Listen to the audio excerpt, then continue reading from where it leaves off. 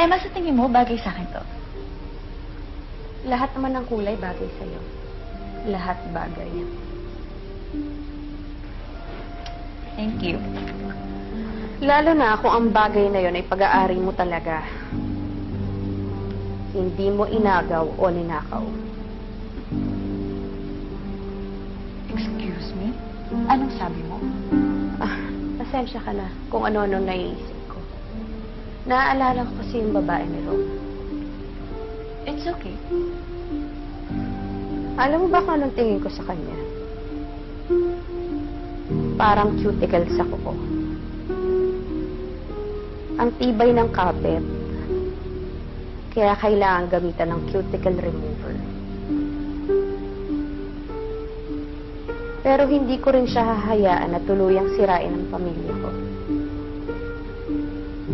Gaya ng ginagawa sa kuko mo ngayon, kakayurin ko rin siya para matanggal ang kata niya sa katawan. Para matapos ng paninira niya sa pamilya ko.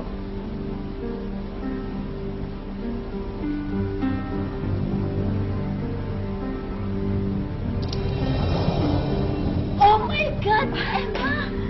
Emma, I'm so sorry. Ang mahal naman siya. Utang na loob. Tama na nga. Lalo rin mo lang kinakalat eh. Pasensya ka na, hindi ko naman sinasadya. Hayaan mo, papalitan ko na lang. Kaso, mukhang mamahalin eh.